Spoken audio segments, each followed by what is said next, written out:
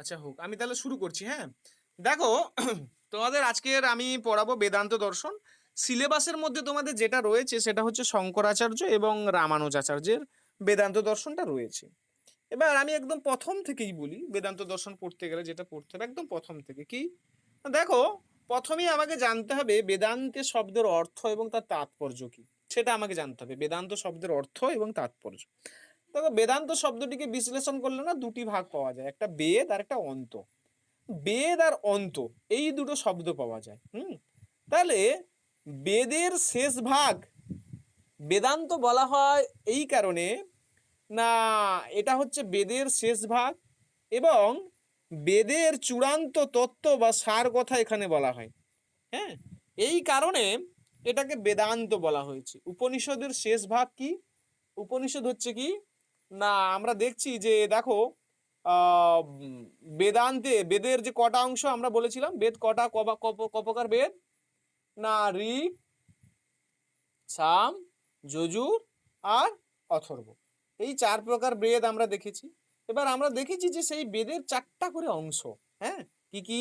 সংহিতা, মন্ত্র, হ্যাঁ, আর আরণ্যক, তাই তো? তাহলে এই উপনিষদটাকেই কিন্তু বাবু বেদান্ত বলা হয়। উপনিষদটাকেই বেদান্ত বলা হয় না কেন? না, উপনিষদ হচ্ছে বেদের অন্ত, বেদের শেষ ভাগ, এই কারণে একে বেদান্ত বলা হয়, এক। দ্বিতীয়ত, এই যে উপনিষদ, এই উপনিষদ হচ্ছে কি, না, বেদের এমন একটা অংশ, এমন একটা শাখা, হ্যাঁ, এমন একটা ব্রাঞ্চ, যেখানে বেদের যে চূড়ান্ত তত্ত্ব বা সার কথা যেটা, সেটা কিন্তু এখানে নিয়ে আলোচনা করা হয়েছে। এই কারণে কিন্তু উপনিষদকে বেদান্ত বলা হয়। তাহলে আমরা দেখছি, তাহলে বেদের কটা অংশ? চারটা অংশ। কি? সংহিতা, ব্রাহ্মণ, আরণ্যক আর উপনিষদ। তাহলে এই চারটির মধ্যে উপনিষদ হচ্ছে বেদের অন্তিম, ক্লিয়ার? এবং এর মধ্যে তত্ত্বমূলক অংশ বা সার কথা, এই বিষয়বস্তুগুলো নিয়ে আলোচনা করা হয়েছে উপনিষদে। এই কারণে উপনিষদকে কি বলা হয়েছে? না, বেদান্ত বলা হয়েছে। দেখো, আবার এই যে উপনিষদ কথাটা, না, এই উপনিষদ কথাটা বিশ্লেষণ করলে তিনটা অর্থ পাওয়া যায়। কি কি? একটা উপ, একটা নি আর একটা সৎ। উপ কথার অর্থ হচ্ছে নিকটে বা কাছে, হ্যাঁ। আর নি কথার অর্থ হচ্ছে যেটা নিশ্চয়তার সঙ্গে বা বিশেষভাবে। আর সৎ কথার অর্থ হচ্ছে বসা বা ধ্বংস করা বা লাভ করা। তাহলে উপনিষদ কথার মানে হলো যে গুরুর সান্নিধ্যে বা গুরুর কাছে বসে জ্ঞান লাভ করা হয়। আর যে জ্ঞানটা কি করে, না, অবিদ্যাকে ধ্বংস করে এবং ব্রহ্ম জ্ঞান দেয়, ব্রহ্মবিদ্যা দেয়, তাকে উপনিষদ বলে। সুতরাং এই বেদান্ত হচ্ছে মূলত ব্রহ্মবিদ্যার দর্শন। তাহলে আমরা কি কি পড়লাম এতক্ষণ পর্যন্ত? উপনিষদের অর্থ, উপনিষদকে কেন বেদান্ত বলা হয়, তাহলে বেদের চারটা অংশ এবং বেদ শব্দের অর্থ, এই জিনিসগুলো আমরা জানলাম। বোঝাতে পারছি? এই যে কয়টা কথা বললাম, এই কয়েকটা কথা বুঝতে কারোর অসুবিধা হচ্ছে কিনা বলো? স্ক্রিনটা শেয়ার করছি, স্ক্রিনটা সকলে দেখতে পাচ্ছ? আমি কি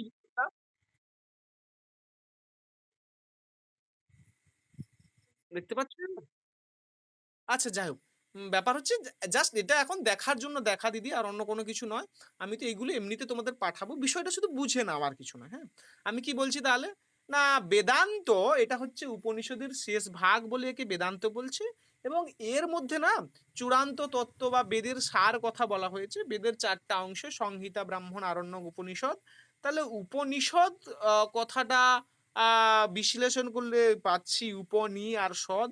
উপ কথার অর্থ হচ্ছে নিকট বা কাছে, নি কথার অর্থ হচ্ছে নিশ্চিতভাবে, আর সৎ কথার অর্থ হচ্ছে যেটা ধ্বংস করা, লাভ করা বা বসা।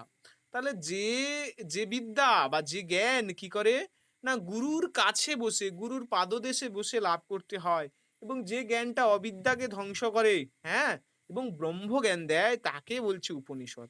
তাহলে আমরা দেখছি যে বেদান্ত দর্শন হচ্ছে কি, না, যেটা হচ্ছে ব্রহ্মবিদ্যার দর্শন, যেটা হচ্ছে সার তত্ত্বের দর্শন, সেটাকে হচ্ছে কি বলছে? বেদান্ত। এই পয়েন্টটা বুঝতে পারছো? এই স্লাইডটা বুঝতে পেরেছো? এরপরে এরপরে দেখো, বেদান্ত দর্শন পড়তে গেলে না, উপনিষদ বা এই বেদান্ত দর্শন পড়তে গেলে হ্যাঁ, তোমাকে এই বেদান্ত দর্শনের কিন্তু ৩টা ভিত্তি রয়েছে। এইটা আমরা আগেও আলোচনা করেছি, হ্যাঁ? তবুও আমি আজকে বলছি যে উপনিষদ পড়তে গেলে বা বেদান্ত দর্শন পড়তে গেলে তো তার ভিত্তি হচ্ছে, বেদান্ত দর্শনের শাস্ত্রীয় ভিত্তি হচ্ছে ৩টে বিষয়, হ্যাঁ? সেটা হচ্ছে শ্রুতি প্রস্থান, শ্রুতি মানে যেটা শুনে মনে রাখতে হয়। একটা স্মৃতি, হ্যাঁ? আরেকটা হচ্ছে ন্যায় প্রস্থান। তাহলে এই ৩টে বিষয় হচ্ছে কার ভিত্তি? না বেদান্ত দর্শনের ভিত্তি। যদি তুমি বেদান্ত দর্শনকে জানতে চাও, যদি তুমি বেদান্ত দর্শনকে পড়তে চাও, তাহলে কিন্তু এই প্রস্তান্তর ত্রয়ী তোমাকে জানতে হবে। এই প্রস্তান্তর ত্রয়ীটা কি? শ্রুতি প্রস্থান। উপনিষদকে বলা হয় শ্রুতি প্রস্থান, কারণ এটাকে শুনে শুনে মনে রাখতে হয় তাই। আর একটা রয়েছে কি স্মৃতি প্রস্থান। স্মৃতি প্রস্থানের মধ্যে পড়ে ভগবত গীতা, হ্যাঁ, মহাভারত, পুরাণ, এইগুলো বিশেষ করে বিষ্ণু পুরাণকেই বলছে। তো এটা হচ্ছে শ্রুতি প্রস্থান, স্মৃতি প্রস্থান, স্মৃতি। আর ন্যায় প্রস্থানের মধ্যে কোনটা পড়ে? সেটা হচ্ছে যেটা আমার ব্রহ্মসূত্র, সেটা হচ্ছে ন্যায় প্রস্থানের মধ্যে পড়ে। এবার তোমাদের যদি প্রশ্ন হয় যে আহ, শারীরিক সূত্র কোন প্রস্থান, তুমি কি বলবে? যদি তোমাকে প্রশ্ন পড়ে যে শারীরিক মীমাংসা এটা প্রস্তান্তর ত্রয়ের কার মধ্যে পড়ে? যদি প্রশ্নে পড়ে যে বেদান্ত সূত্র, হ্যাঁ, এটা কোন প্রস্তান্তর ত্রয়ের মধ্যে পড়ে? দেখো, ব্রহ্মসূত্রের না আলাদা আলাদা নাম রয়েছে। সেই ব্রহ্মসূত্রকে বেদান্ত সূত্র বলা হয়, ব্রহ্মসূত্রকে শারীরিক সূত্র বলা হয়, ব্রহ্মসূত্রকে শারীরিক মীমাংসা বলা হয়। আর এইগুলো হচ্ছে কার মধ্যে পড়ে? না ন্যায় প্রস্থানের মধ্যে পড়ে। তাহলে আমরা দেখলাম বেদান্ত দর্শনকে পড়তে গেলে, বেদান্ত দর্শনকে জানতে গেলে প্রস্তান্তর ত্রয়ের মধ্যে দিয়ে জানতে হয়। প্রস্তান্তর ত্রয়ের ৩টি জিনিস রয়েছে, এই জন্য প্রস্তান্তর ত্রয় বলা হয়। সেই ৩টি জিনিস কি কি? স্মৃতি প্রস্থান, শ্রুতি প্রস্থান আর ন্যায় প্রস্থান। ন্যায় প্রস্থানের মধ্যে পড়ছে ব্রহ্মসূত্র। হ্যাঁ, ব্রহ্মসূত্রের আলাদা আলাদা নাম রয়েছে, কি না বেদান্ত সূত্র, শারীরিক সূত্র, শারীরিক মীমাংসা, এইগুলো। আর স্মৃতি প্রস্থানের মধ্যে কি পড়ছে? ভগবত গীতা, মহাভারত, পুরাণ, এইগুলো। আর শ্রুতির মধ্যে পড়ছে কি? শ্রুতির মধ্যে পড়ছে উপনিষদ। তাহলে আমরা প্রস্তান্তর ত্রয় জানলাম। এবার ৩ নম্বর স্লাইডটা লক্ষ্য করো। ৩ নম্বর স্লাইডে কি বলছে? বলছে এই যে বেদান্ত দর্শন না, বেদান্ত সূত্র রচয়িতাকে, বেদান্ত সূত্র আমরা দেখছি যে বেদান্ত দর্শনের প্রতিষ্ঠাতা হচ্ছে বাদরায়ণ। তার লিখা যে সূত্র সেটা কি না ব্রহ্মসূত্র। ক্লিয়ার? এবার এই যে ব্রহ্মসূত্র, এই ব্রহ্মসূত্রের ওপরে পরবর্তীকালে কি করা হয়েছে না ভাষ্য রচনা করা হয়েছে। বুঝতে পারছি না? বেদান্ত সূত্র রচনা করেছে কে? বাদরায়ণ। তাহলে বাদরায়ণ এই ব্রহ্মসূত্র রচনা করার পরে তার উপরে ভাষ্য রচনা করা হয়েছে। ক্লিয়ার? এবার এই ভাষ্য কেন রচনা করা হয়েছে না বিষয়টাকে সহজ করার জন্য, বিষয়টাকে বোঝানোর জন্য মানুষকে, হ্যাঁ, সাধারণ মতি সম্পন্ন মানুষকে বোঝানোর জন্য। এবার এই ভাষ্যটা, এই সূত্র তো কঠিন হয়, সেটাকে বিভিন্ন জন বিভিন্ন লোকে বিভিন্ন রকম ইন্টারপ্রেট করে। তো এই এই ভাষ্য আবার বিভিন্ন জন বিভিন্ন রকম করে যে লিখেছে, সেখানে আমরা দেখছি শঙ্করাচার্য তিনি ব্রহ্মসূত্রের উপর যেটা লিখেছে সেটা হচ্ছে না কেবলাদ্বৈতবাদ তিনি প্রতিষ্ঠা করেছে। হুম, আবার রামানুজ তিনি হচ্ছে এই ব্রহ্মসূত্রকে এক্সপ্লেন করতে গিয়ে তিনি যে তত্ত্ব প্রতিষ্ঠা করেছেন, তিনি হচ্ছে বিশিষ্ট দ্বৈতবাদ প্রতিষ্ঠা করেছে। মাধবাচার্য আবার দ্বৈতবাদী হয়ে গেল, আবার নিম্বাগাচার্য দ্বৈতবাদী, বল্লভাচার্য শুদ্ধ দ্বৈতবাদী, এবং জীব গোস্বামী তিনি হচ্ছে কি অচিন্ত ভেদাভেদবাদ। তাহলে এইগুলো হচ্ছে কি না এই ব্রহ্মসূত্রকে ব্যাখ্যা করতে গিয়ে বিভিন্ন সম্প্রদায়ের সৃষ্টি হলো, এবং বিভিন্ন আচার্য বিভিন্ন সম্প্রদায় সৃষ্টি করলো এবং তার মতো করে ব্রহ্মসূত্রটাকে ব্যাখ্যা করলো। বিষয়টা বুঝতে পারছো কেন বেদান্তর এই সম্প্রদায়গুলো হয়েছে? যে আমরা দেখছি যে ব্রহ্মসূত্রটাকে ব্যাখ্যা করতে গিয়ে যে কতগুলো সম্প্রদায় হয়েছে, সেটা হচ্ছে কেবলাদ্বৈতবাদ, বিশিষ্ট দ্বৈতবাদ, দ্বৈতবাদ, শুদ্ধ দ্বৈতবাদ এবং অচিন্ত ভেদাভেদবাদ। এই ভাগগুলোর মধ্যে কেবলমাত্র অচিন্ত ভেদাভেদটা বাদটা হচ্ছে এটা জীব গোস্বামী। হ্যাঁ, হ্যাঁ, জীব গোস্বামী চৈতন্য সম্প্রদায়। ওকে, এবার শোনো, যেমন ধরো এইখানে হচ্ছে চৈতন্য সম্প্রদায় লেখা আছে, জীব গোস্বামী এটা নেই, এই জন্য আমি বলে রাখছি। তো এইবার এই যে ভাগগুলো না, এই ভাগগুলোর মধ্যে তোমাদের যেটা পড়তে হবে সিলেবাসের মধ্যে রয়েছে সেটা হচ্ছে কেবলাদ্বৈতবাদ আর বিশিষ্টাদ্বৈতবাদ। তাহলে প্রশ্ন হলো বাকিগুলো কি আমরা জানবো না? বাকিগুলো তোমরা শুধু কোন কে সম্প্রদায়, হ্যাঁ, সেইটা তোমরা মনে রাখবে যে কে কোনটা স্বীকার করলো। ক্লিয়ার? হ্যাঁ, তাহলে কেবলাদ্বৈতবাদ বা অদ্বৈতবাদ কার? না শঙ্করাচার্যের। বিশিষ্টাদ্বৈতবাদ কার? রামানুজের। দ্বৈতবাদ কার? মাধবাচার্যের। দ্বৈতবাদ কার? নিম্বাকের। শুদ্ধ দ্বৈতবাদ কার? না বল্লভাচার্য। না অচিন্ত ভেদাভেদবাদ কার? না চৈতন্যের এবং জীব গোস্বামীর। হলো? এইবার এই যে এতগুলো রয়েছে, এতগুলোর মধ্যে তোমাদের সিলেবাসের মধ্যে কি রয়েছে? রামানুজ আর শঙ্করাচার্য। এবার রামানুজ তাহলে এই ব্রহ্মসূত্রের উপরে তিনি যে ভাষ্য লিখেছে সেই ভাষ্যের নাম হচ্ছে শ্রীভাষ্য। ক্লিয়ার? আর শঙ্করাচার্য তিনি ব্রহ্মসূত্রের উপর যে ভাষ্য লিখেছে সেই ভাষ্যের নাম কি? না শারীরিক ভাষ্য। এই দুটো টপিক তোমাদের কিন্তু পড়তে হবে। তাহলে বেদান্ত সম্প্রদায় তোমরা জানতে পারলে। হ্যাঁ, এইবার তোমাদের যেটা জানতে হবে সেটা হচ্ছে যে অভেদবাদ এবং ভেদবাদ বলতে কি বোঝানো হচ্ছে, একটু এই বিষয়টা তোমাদের আমি একটু আগে বলে নিই। তোমরা যখন বেদান্ত দর্শন পড়বে সেখানে একটা আসবে অদ্বৈতবাদ বা কেবলাদ্বৈতবাদ, একটা আসবে যেটা হচ্ছে শঙ্করাচার্যের। হ্যাঁ, সেইটাকে অভেদবাদ বলা হয়। এবং শঙ্করাচার্য বাদ দিয়ে যতজন রয়েছে, শঙ্করাচার্য বাদ দিয়ে যতজন রয়েছে, মানে রামানুজ, মধ্বাচার্য, নিম্বাকাচার্য, বল্লভাচার্য, চৈতন্য, এরা সকলে না ভেদবাদ স্বীকার করে। অর্থাৎ তারা সকলে স্বীকার করে যে জীব এবং ব্রহ্ম, হ্যাঁ, এদের মধ্যে ভেদ রয়েছে। শুধু শঙ্করাচার্যই স্বীকার করে যে জীব, জগৎ এবং ব্রহ্ম এইগুলো হচ্ছে পরমার্থিক দিক থেকে সব এক এবং অভিন্ন, এদের মধ্যে কোনো পার্থক্য নেই। কিন্তু অন্যান্য যত বেদান্ত দার্শনিক রয়েছে তারা কিন্তু স্বীকার করে যে এদের মধ্যে ভেদ রয়েছে, তাই না? এই জন্য দেখছি যে এই যে অভেদবাদীকে না শঙ্কর আর রামানুজ আর বাকি যারা রয়েছে তারা সকলে কি না ভেদ বিশিষ্ট। তারা ভেদকে স্বীকার করে। হ্যাঁ, তারা ভেদবাদী। এবার শঙ্করাচার্য সম্পর্কে তোমাদের জানতে হবে। শঙ্করাচার্যের ব্রহ্মতত্ত্ব সম্পর্কে তার দর্শনে কি আলোচনা করেছে সেটা তোমাদের জানতে হবে। দেখো, শঙ্করাচার্য দর্শন পড়তে গেলে তোমরা ইন্ডিয়ান ফিলোসফিতে পড়বে, সেখানে বলা হয় শ্লোকার্ধেন প্রবক্ষ্যামি যদুক্তং গ্রন্থ কটিভ্য ব্রহ্মসত্য জগন্মিথ্যা জীব ব্রহ্মৈব না পড়ে। সেখানে প্রথমেই বলা হয় যে ব্রহ্ম সত্য, জগৎটা কি মিথ্যা, আর জীব আর ব্রহ্ম কি না এক এবং অভিন্ন। তাহলে ব্রহ্ম হচ্ছে একমাত্র পরম সত্য, জগৎ হচ্ছে কি না মিথ্যা। কোন দিক থেকে মিথ্যা? না পরমার্থিক দিক থেকে সেটা মিথ্যা। জীব আর ব্রহ্মটা কি না জীব আর ব্রহ্ম হচ্ছে এক এবং অভিন্ন। এইবার এই যে শঙ্করাচার্যের যে দর্শন, সেই শঙ্করাচার্যের দর্শনকে না বিভিন্ন নামে ডাকা হয়। কি নামে ডাকা হয়?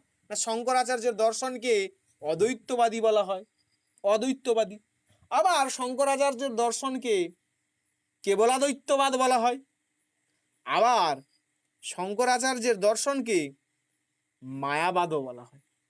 কারণ তিনি হচ্ছে জগতের, হ্যাঁ, এই মায়া তত্ত্ব নিয়ে ব্যাখ্যা করেছেন বলে, হ্যাঁ, তিনি হচ্ছে তাকে মায়াবাদীও বলা হয়ে থাকে।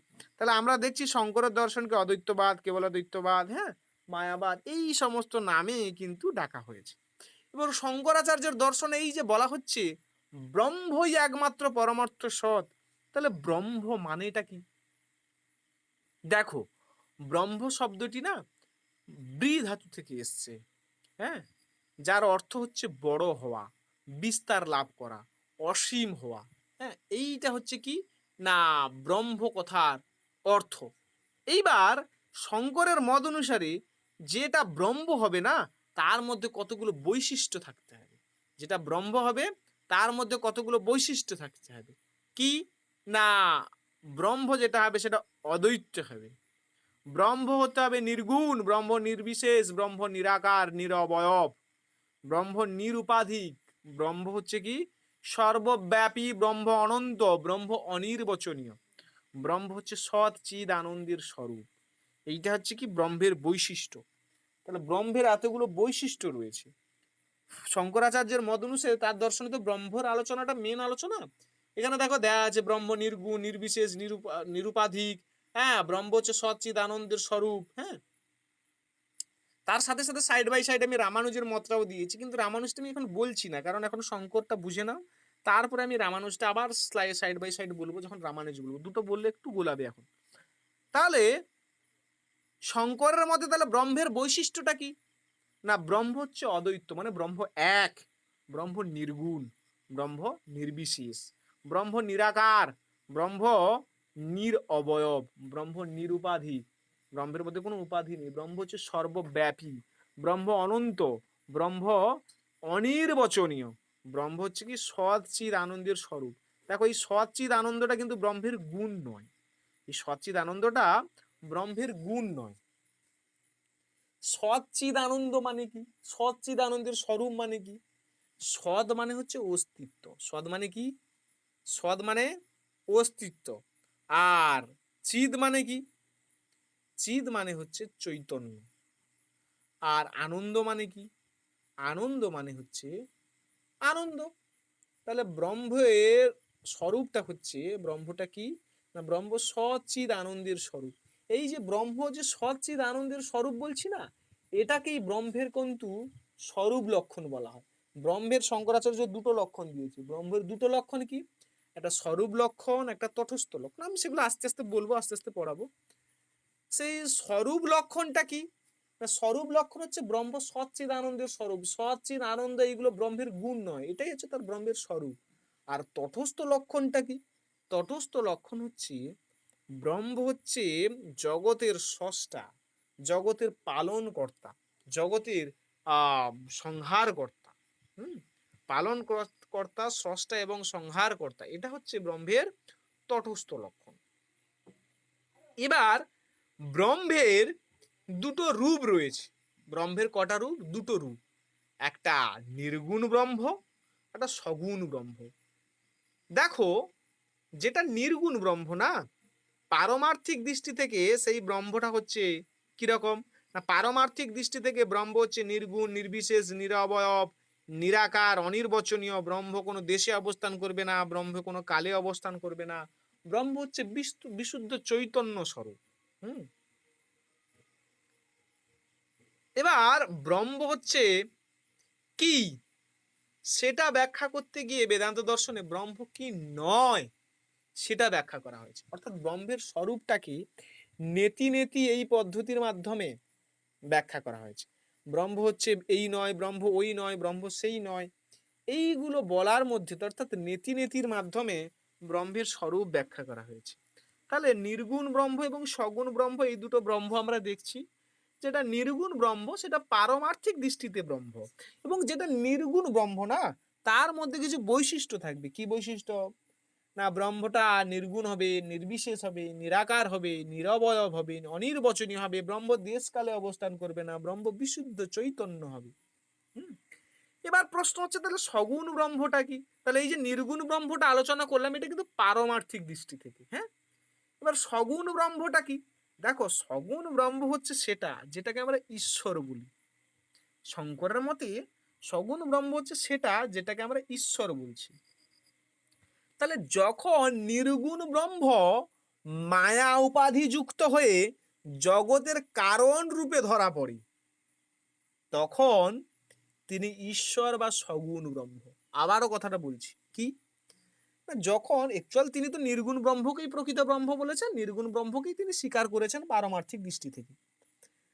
তো শঙ্করাচার্য বলছেন এই নির্গুণ ব্রহ্মটা যখন উপাধি যুক্ত হবে, এই নির্গুণ ব্রহ্মটা যখন মায়া যুক্ত হবে, তখন সেই নির্গুণ ব্রহ্মটা না জগতের কারণ রূপে ধরা পড়বে, এবং যখনই এই নির্গুণ ব্রহ্মটা জগতের মেন কারণ রূপে ধরা পড়বে, তখন সে হয়ে যাবে কি না সগুণ ব্রহ্ম বা ঈশ্বর।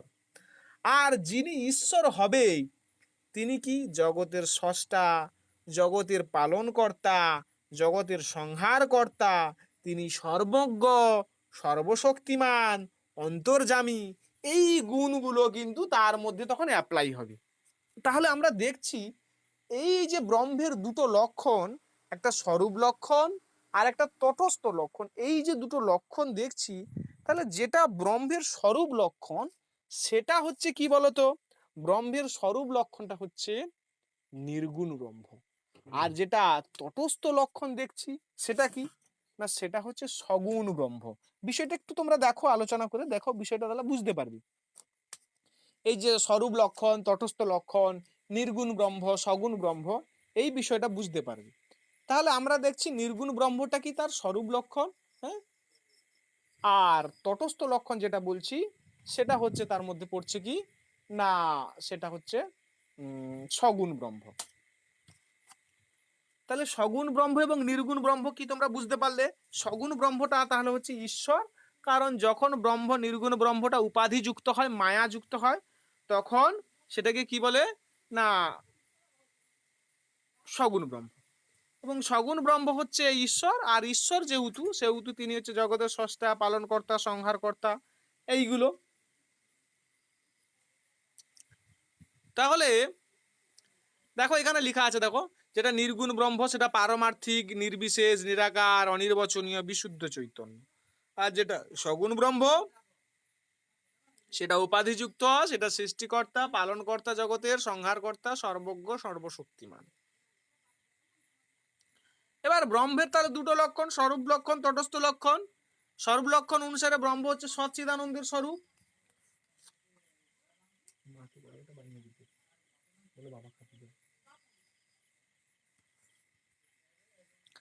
তাহলে ব্রহ্মের স্বরূপ লক্ষণ এবং তটস্থ লক্ষণ সেটা নিশ্চয়ই তোমরা বুঝতে পেরেছো, একই বিষয়, যে এতক্ষণ আমি সেই বিষয়টা নিয়ে বললাম। এবার তোমাদের যেটা জানতে হবে সেটা হচ্ছে যে যে এই যে আত্মা ও ব্রহ্মকে যে এক বলেছে শঙ্করাচার্য, তিনি তো বলছেন কি যে ব্রহ্ম সত্য, জগৎটা মিথ্যা, জীব এবং ব্রহ্ম এক এবং অভিন্ন। তাহলে এই জীব আর ব্রহ্মটা কি? আত্মা আর ব্রহ্মের মধ্যে যে একতা রয়েছে সেটা কি, সেটা তোমাদের একটু জানতে হবে। দেখো শঙ্করের মত অনুসারে জীব আত্মা এবং পরমাত্মা এক এবং অভিন্ন। শঙ্করের মত অনুসারে আত্মা অর্থাৎ জীবাত্মা ও ব্রহ্ম এক এবং অভিন্ন। এবার এই জীবাত্মা আর পরমাত্মা এক আর অভিন্ন, এটা যে তিনি বলেছেন সেটার কিন্তু নিদর্শন বেদ উপনিষদে পাওয়া যায়। কোথায় পাওয়া যায়? কোথায় পাওয়া যায় না, বিভিন্ন উপনিষদীয় যে মহাবাক্য রয়েছে সেই মহাবাক্যে কিন্তু এগুলো বলা হয় কি না, অয়ং ব্রহ্মাস্মি, তত্ত্বমসি, হ্যাঁ, অয়মাত্মা ব্রহ্ম, প্রজ্ঞানাম ব্রহ্ম, এই কথাগুলোর মধ্যে দিয়ে জীবাত্মার পরমাত্মার যে এক এবং অভিন্ন সেটা কিন্তু প্রকাশ পায়। এবং এই যে শব্দগুলো, এই যে লাইনগুলো, এইগুলো থেকে কিন্তু প্রশ্ন জিজ্ঞাসা করে, নেট সেটের কেন হোক বা যাই হোক, এখান থেকে প্রশ্ন জিজ্ঞাসা করার একটা সম্ভাবনা থাকে, যার কারণে আমি এই লাইনগুলো লিখেছি, তোমাদের দিয়েছি। কারণ এইখানে যেটা জিজ্ঞাসা করে যে এই কথাটার অর্থ কি, বা এটা জিজ্ঞাসা করা হয় এটা কোন উপনিষদে বলা হয়েছে, সেইগুলো কিন্তু জিজ্ঞাসা করে। এই কারণে আমি এইগুলো কিন্তু তোমাদের মধ্যে ইনক্লুড করেছি। দেখো প্রথম কথা হচ্ছে অহং ব্রহ্মাস্মি। এই অহং ব্রহ্মাস্মি এর মানেটা কি? এর মানে হচ্ছে জীব এবং ব্রহ্ম অভেদ, জীব এবং ব্রহ্ম এক এবং অভিন্ন, অর্থাৎ অহম ব্রহ্মাস্মি, আমি ব্রহ্ম, এইটা বলা হচ্ছে যে উপনিষদে, সেটা হচ্ছে বৃহদারণ্যক উপনিষদে। অহম ব্রহ্মাস্মি এটা বলা হয়েছে কোন উপনিষদে? বৃহদারণ্যক উপনিষদে। এবং শুক্ল যজুর্বেদে এটা বলা হয়েছে। কোন বেদে বলা হয়েছে? যজুর্বেদে বলা হয়েছে। যদি বলে কোন উপনিষদে বলা হয়েছে, তখন বৃহদারণ্যক উপনিষদে বলা হয়েছে। ক্লিয়ার? আবার তত্ত্বমসি, তত্ত্বমসি মানে, তত্ত্বমসি মানে হচ্ছে তুমি সেই। তত্ত্বমসি মানে তুমি সেই। এই যে তুমি সেই, এটা কোন উপনিষদে বলা হয়েছে? তুমি সেই, এটা বলা হয়েছে ছান্দোগ্য উপনিষদে। আর কোন বেদে বলা হয়েছে? সামবেদে বলা হয়েছে। এবার এইটা কিন্তু পরীক্ষা অনেকবার পড়েছে তত্ত্বমসি। এইবার আরেকটা শব্দ মহাবাক্য রয়েছে যেখানে এটা প্রমাণ করে জীবাত্মা এবং পরমাত্মা এক এবং অভিন্ন, যে অয়মাত্মা ব্রহ্ম। এই অয়মাত্মা ব্রহ্ম মানেটা কি? অয়মাত্মা ব্রহ্ম মানে হচ্ছে এই আত্মাই হচ্ছে ব্রহ্ম। এর দ্বারা কি বোঝানো হচ্ছে? এর দ্বারা বোঝানো হচ্ছে অয়মাত্মা ব্রহ্ম মানে বোঝানো হচ্ছে কি না এই আত্মাটাই হচ্ছে ব্রহ্ম। সেটা যে উপনিষদে বলা হয়েছে অয়মাত্মা ব্রহ্ম, এটা বলা হচ্ছে মান্ডুক্য উপনিষদে। এবং যে বেদে বলা হয়েছে সে বেদের নাম কি? অথর্ববেদ। এইগুলো কিন্তু তোমাদের মুখস্থ করে নিতে হবে। তারপর হচ্ছে প্রজ্ঞানাং ব্রহ্ম। প্রজ্ঞানাং ব্রহ্ম মানে কি? মানে সেটা মানে হচ্ছে চৈতন্যটাকেই হচ্ছে প্রজ্ঞা বা চৈতন্যটাকেই ব্রহ্ম বলছে। তাহলে এই প্রজ্ঞা বা চৈতন্যটা যে ব্রহ্ম, এটা যে উপনিষদে বলা হচ্ছে এটা ঐত্তরীয় উপনিষদে বলা হচ্ছে, এবং এটা যে বেদে বলা হচ্ছে সেটা হচ্ছে ঋগ্বেদ। তাহলে এই যে চারটা মহাবাক্য কি কি না অহম ব্রহ্মাস্মি, তত্ত্বমসি, অয়মাত্মা ব্রহ্ম আর প্রজ্ঞানাম ব্রহ্ম, এই যে চারটা মহাবাক্য কোনটা কোন উপনিষদে বলা হয়েছে, কোনটা কোন বেদে বলা হয়েছে সেটা আমি বললাম। তাহলে অহম ব্রহ্মাস্মি এটা বলা হচ্ছে ব্রহ্ম, অহম ব্রহ্মাস্মি। ব্রহ্মাস্মি, অহম ব্রহ্মাস্মি বলছে বৃহদারণ্যক। ক্লিয়ার? তত্ত্বমসি, তুমি সেই তত্ত্বমসি, ছান্দোগ্য। অয়মাত্মা ব্রহ্ম, মান্ডুক্য। অয়ম, অয়ম মানে ম আছে, অয়ম ম আছে, মান্ডুক্য উপনিষদ। প্রজ্ঞানাং ব্রহ্ম, সেটা বলা হচ্ছে না তৈত্তরীয় উপনিষদ। তাহলে এইভাবে কিন্তু তোমাদের কোন উপনিষদে কি বলা হয়েছে মহাবাক্য সেটা তোমাদের জানতে হবে। এইবার তোমাদের যেটা জানতে হবে সেটা হচ্ছে, আমরা তাহলে দেখলাম যে চারটা মহাবাক্যের মধ্যে দিয়ে শঙ্করাচার্য দেখানোর চেষ্টা করেছেন যে জীব এবং ব্রহ্ম এক এবং অভিন্ন। এইবার তোমাদের যেটা জানতে হবে সেটা হচ্ছে যে এই যে উপনিষদে জগৎ সম্পর্কে কি বলা হয়েছে সেটা। আচ্ছা, জগৎ সম্পর্কে বলার আগে তোমাদের একটু বলে নি যে এই যে আমি জীব সম্পর্কে বলছি, এই জীব সম্পর্কে বলতে গিয়ে তোমাদের একটা জিনিস জানা দরকার যে উপনিষদে চেতনার না চারটা অবস্থার কথা বলা হয়েছে। উপনিষদে চেতনার চারটা অবস্থার কথা বলা হয়েছে। সেই চারটা অবস্থা কি কি না সেই চারটা অবস্থা হচ্ছে জাগ্রত, স্বপ্ন, সুষুপ্তি আর তুরীয়। এই চারটা অবস্থা কিন্তু বলা হয়েছে কোথায় না উপনিষদে, বেদ উপনিষদে বলা হয়েছে। হ্যাঁ, এই চারটা এই চেতনার চারটা অবস্থার কথা বলা হয়েছে কি কি না জাগ্রত, স্বপ্ন, সুষুপ্তি আর তুরীয়। এইটা কিন্তু বেদ উপনিষদে বলা হয়েছে, যে সম্পর্কে তোমাদের জাস্ট এক লাইন করে জানা দরকার। এবং এখান থেকেও কিন্তু নেট সেট এক্সামে প্রশ্ন জিজ্ঞাসা করা হয়। জাগ্রত অবস্থাটা কি? জাগ্রত অবস্থাটাকে না স্থূল ভূক বৈশ্বানর বলা হয়। জাগ্রত অবস্থাটা হচ্ছে সেই অবস্থাটা যে অবস্থায় আমাদের বাহ্য বিষয়বস্তুর জ্ঞান হয় সেটাকে জাগ্রত অবস্থা বলে। আর স্বপ্ন অবস্থাটা কি না যখন হচ্ছে আমরা বাহ্য বিষয়বস্তুগুলোকে জানতে পারি না, কিন্তু বাহ্য বিষয়বস্তুগুলোকে যখন আমরা জেনেছি, জানার পরে আমাদের বাহ্য ইন্দ্রিয়গুলো হচ্ছে অ্যাক্টিভ নয়, কিন্তু অন্ত ইন্দ্রিয় মন অ্যাক্টিভ। তখন এই বাহ্য জগতের এই বিষয়বস্তুগুলো কি হয় না আমাদের মনের ভেতর যখন সক্রিয় অবস্থায় নাড়া দিয়ে ওঠে তখন একটা মানসিক চিত্রের জ্ঞান হয়, সেটা হচ্ছে স্বপ্ন। আর সুষুপ্তিটা কি? সুষুপ্তি হচ্ছে গভীর নিদ্রা অবস্থাকে সুষুপ্তি বলে। আর তুরীয় হচ্ছে কি না অতীন্দ্রিয় বিশুদ্ধ চৈতন্যকে হচ্ছে তুরীয় অবস্থা বলছে। তাহলে আমরা দেখছি যে চেতনার চারটা অবস্থা উপনিষদে বলা হচ্ছে। এইবার তোমাদের জগৎ সম্পর্কে কি কথা বলেছে সেটা কিন্তু জানা দরকার। দেখো, শঙ্করাচার্য তো বলছেন যে ব্রহ্ম সত্য, জগৎটা মিথ্যা। তাহলে শঙ্করের মত অনুসারে জগৎ হচ্ছে ব্রহ্মের বাস্তব পরিণাম নয়। সেটা কি না সেটা হচ্ছে অবিদ্যাজনিত অবভাস বা ভ্রমমূলক প্রতীতি। যাকে আমরা তাহলে জগৎ বলছি সেটা কি? সেটা ভ্রমমূলক প্রতীতি। তাহলে ব্রহ্মটা কিন্তু শঙ্করের মত অনুসারে জগতে পরিণত হয় না। মানে কি বোঝাতে চাইছে এখানে? এখানে বোঝাতে চাইছে ব্রহ্মটা জগতের পরিণাম নয়, ব্রহ্মটা জগতে বিবর্তিত হয়। ক্লিয়ার? তাহলে শঙ্করাচার্য কোন মতবাদ স্বীকার করছে, পরিণামবাদ না বিবর্তনবাদ? তিনি হচ্ছে সৎকার্যবাদের যে ভাগ, দুটো ভাগ আমরা পড়েছিলাম সেই সাংখ্য দর্শনে, তাই না? পরিণামবাদ এবং বিবর্তনবাদ। তাহলে শঙ্করাচার্য কোন বাদী?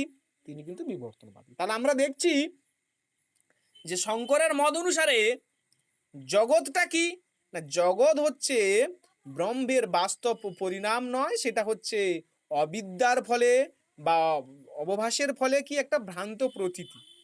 এবার শঙ্করের মত অনুসারে জগৎটা হচ্ছে ব্যবহারিক সত্য, সেটা কিন্তু পারমার্থিক দিক থেকে কিন্তু সেটা মিথ্যা। কিন্তু রামানুজ সেটাকে যাই হোক সম্পূর্ণ বাস্তব সত্য বলবো, তখন রামানুজ যখন পড়বো তখন বলবো। হ্যাঁ, তাহলে শঙ্কর কি বলছেন? জগৎটা মিথ্যা। কোন দিক থেকে? কোন দিক থেকে মিথ্যা? পারমার্থিক দৃষ্টি থেকে মিথ্যা। এবার দেখো মিথ্যা না বিভিন্ন রকমের হয়, মিথ্যা বিভিন্ন রকমের হয়। কি রকম মিথ্যা দেখো আমি বলি। যেমন ধরো আমি স্বপ্ন দেখছি, হ্যাঁ, স্বপ্ন দেখার পর স্বপ্ন আমার ভেঙে গেল, উঠে দেখলাম না আমার কাছে তো কিছু নেই, তাহলে সেটা এক রকমের মিথ্যা। আবার আমি দড়িকে সাপ রুখবে মনে করি, সেটাও এক রকমের মিথ্যা। তাহলে রজ্জুকে যখন সর্প দেখছি, অন্ধকারে যখন রশ্মিকে সাপ বলে ভুল করছি, হ্যাঁ, বলছে সেই রকম তেমনি ভাবে ব্রহ্ম, রজ্জু যেমন সাপে পরিণত হয় না, রজ্জু যেমন সাপে বিবর্তিত হয়, ঠিক তেমন ভাবে ব্রহ্ম জগতে, হ্যাঁ, পরিণত হয় না, সেটা বিবর্তিত হয়। এবং শঙ্করাচার্য বলছেন যে ব্যবহারিক দৃষ্টি থেকে, ব্যবহারিক স্তর থেকে কি না, জগৎটা সত্য হলেও পারমার্থিক দিক থেকে সেই জগৎটা কি না, মিথ্যা। পারমার্থিক দৃষ্টি থেকে জগৎটা মিথ্যা। এবার এই যে ব্যবহারিক পারমার্থিক এই যে কথাগুলো বলছি, এই কথাগুলো বলছি কেন না, শঙ্করাচার্যর যে তত্ত্ব না, সেটাকে সত্তাত্রয়ীবিদ্ধবাদ তত্ত্ব বলা হয়। সত্তাত্রয়ীবিদ্ধবাদী তত্ত্ব মানে কি? দেখো শঙ্করাচার্য না তিন প্রকার সত্যকে স্বীকার করার কারণে তার মতবাদকে সত্তাত্রয়ীবিদ্ধবাদ বলা হয়। অর্থাৎ তিনি সত্যের তিনটি স্তরের কথা বলছে, একটা পারমার্থিক সত্তা, একটা ব্যবহারিক সত্তা, একটা প্রাতিভাসিক সত্তা। এই পারমার্থিক সত্তাটা কি না, পারমার্থিক সত্তা হচ্ছে সেই সত্তা যে সত্তার জ্ঞান ত্রিকালিক অবাধিত, মানে অতীত, বর্তমান এবং ভবিষ্যৎ তিন কালে যাকে খণ্ডন করা যায় না। তিন কালে যাকে আমি খণ্ডন করতে পারি না, যাকে আমি অস্বীকার করতে পারি না, সেটা হচ্ছে পারমার্থিক সত্তা। এবং এই পারমার্থিক দিক থেকে একমাত্র সত্য কোনটা না, ব্রহ্ম। এরপরে পারমার্থিক সত্তার পরে যেটা ব্যবহারিক সত্তা, সেটা কি না, দৈনন্দিন জীবনের যেটা সত্য, দৈনন্দিন জীবনের যেটা সত্য, সেই সত্যকে না ব্যবহারিক সত্তা বলছি। এবং এই যে ব্যবহারিক সত্তা, সেই ব্যবহারিক সত্তার জ্ঞানটা কিন্তু বাধিত হয় পারমার্থিক সত্তার জ্ঞানের দ্বারা। তাহলে আমরা দেখছি যা দৈনন্দিন অভিজ্ঞতায় সত্য বলে মনে হয় সেটা ব্যবহারিক সত্তা। ক্লিয়ার? আর এই যে ব্যবহারিক সত্তা সেটা কি না, এই যে জগৎকে আমরা দেখছি, এই যে ব্যক্তি, সমাজ, কর্ম, ঈশ্বর, হ্যাঁ, এই সৃষ্টিকর্তা রূপে আমরা যেগুলোকে দেখছি, এইগুলো মানে যাকে ঈশ্বর, ঈশ্বর তো ব্যবহারিক সত্তা, তাই না? তাহলে এটা হচ্ছে ব্যবহারিক সত্তা। তাহলে এক কথায় জগৎকে তিনি ব্যবহারিক সত্য বলছি। এবং পারমার্থিক সত্তার জ্ঞান হলে, এই ব্যবহারিক পারমার্থিক সত্তার জ্ঞান হলে কিন্তু এই ব্যবহারিক সত্তার জ্ঞানটা বাধিত হয়ে যায়। এরপরে রয়েছে প্রাতিভাসিক সত্তা। প্রাতিভাসিক সত্তাটা কি না, যে সত্তার জ্ঞান ব্যবহারিক সত্তার জ্ঞানের দ্বারা বাধিত হয় সেটাকে বলা হচ্ছে প্রাতিভাসিক সত্তা। অর্থাৎ যে সত্তার জ্ঞান ভ্রম বা বিভ্রমের কারণ, সেটা হচ্ছে প্রাতিভাসিক সত্য। তাহলে আমরা যখন রজ্জুকে সাপ বলছি, হ্যাঁ, শুক্তিকে রজত বলছি, স্বপ্নে যে আমরা মিথ্যা, আমাদের যে মিথ্যা জ্ঞান হচ্ছে, সেটা হচ্ছে প্রাতিভাসিক সত্তার জ্ঞান। তাহলে শঙ্করাচার্যের মত অনুসারে, হ্যাঁ, জগৎ শঙ্করের মত অনুসারে কি ব্যবহারিক সত্য, সেটা কিন্তু পারমার্থিক সত্য নয়। তাহলে পারমার্থিক সত্য হচ্ছে কেবলমাত্র ব্রহ্ম, ব্যবহারিক সত্য হচ্ছে জগৎ এবং প্রাতিভাসিক সত্য হচ্ছে কোনটা? না দড়িকে সাপ বলে মনে করা, হ্যাঁ, তারপরে মরীচিকা, স্বপ্নে যে সমস্ত বিষয়বস্তু দেখছি এইগুলো। এইবার তোমাদের যেটা জানতে হবে সেটা হচ্ছে কি না শঙ্করাচার্য তো বলছেন যে এই যে আমরা এই জগৎকে সত্য বলছি, জগৎ তো আসলে মিথ্যা, তাই না? আমরা শঙ্করাচার্য কি বলছেন যে পারমার্থিক দৃষ্টিতে ব্রহ্ম একমাত্র সত্য, হ্যাঁ, জগৎটা কি? জগৎটা মিথ্যা। এবার এই যে জগৎটা যে মিথ্যা, তো জগৎটা মিথ্যা কেন? কেন মিথ্যা, কেন বা সেই মিথ্যা জগৎটাকে আমি জানি? বলছে এটা শুধুমাত্র হয় অধ্যাসের ফলে, অধ্যাসের ফলে, হ্যাঁ, মিথ্যা জ্ঞানের ফলে আমি হচ্ছে মায়ার ফলে আমি হচ্ছে জগৎকে সত্য বলে জানি। এইবার শঙ্করের মত অনুসারে অধ্যাস কি জানা দরকার। বলছে এক বস্তুর ওপর অন্য বস্তুর ভ্রমমূলক আরোপকে কি বলা হয়? অধ্যাস। একটা বিষয়বস্তুর ওপর আরেকটা বিষয়বস্তুর যে আরোপ তাকে বলা হয় অধ্যাস। যেমন ধরো আমি রশ্মিতে অর্থাৎ দড়িতে আমি যখন সাপ আরোপ করছি সেটা তাহলে অধ্যাস। আবার দেহ মন ইন্দ্রিয়ের ওপরে যখন দেহ মন ইন্দ্রিয়কে যখন আমি মনে করছি, অর্থাৎ দেহকে মনকে এবং ইন্দ্রিয়কে যখন আমি বা আত্মা মনে করছি, সেটা হচ্ছে এক প্রকার অধ্যাস। শঙ্করাচার্যের মত অনুসারে এই অবিদ্যা হচ্ছে দুঃখের মূল কারণ। এবং এই অবিদ্যা হচ্ছে কি না অবিদ্যা মিথ্যা জ্ঞান। এই অবিদ্যার আবার দুটো শক্তি রয়েছে। অবিদ্যার হচ্ছে দুটো শক্তি রয়েছে। কি শক্তি? একটা আবরণ শক্তি আর একটা হচ্ছে কি না বিক্ষেপ শক্তি। আবরণ শক্তি এবং বিক্ষেপ শক্তি। আবরণ শক্তিটা কি না আবরণ শক্তি হচ্ছে ব্রহ্মের প্রকৃত স্বরূপকে যেটা আবৃত করে দেয় সেটা আবরণ শক্তি। আর বিক্ষেপ শক্তি কি? বিক্ষেপ শক্তি হচ্ছে তাই যা হচ্ছে মিথ্যা জগৎকে আমাদের সামনে, হ্যাঁ, প্রক্ষেপণ করে বা তুলে ধরে, সেটা হচ্ছে বিক্ষেপ। তাহলে মায়ার বা অবিদ্যার দুটো শক্তি, একটা আবরণ একটা বিক্ষেপ, একটা আবরণ আর একটা বিক্ষেপ, এই দুটো হচ্ছে মায়া বা অবিদ্যার বা অধ্যাসের দুটো শক্তি। আবরণ কি করে না প্রকৃত ব্রহ্মকে আবৃত করে, আর বিক্ষেপ কি করে না মিথ্যা জগৎকে আমাদের সামনে তুলে ধরে। এই আবরণ আর এই বিক্ষেপ হচ্ছে মায়া বা অবিদ্যার দুটো শক্তি। এবার শঙ্করাচার্যের মত অনুসারে এই যে মায়া, এই মায়া হলো কি না ব্রহ্ম আশ্রিত।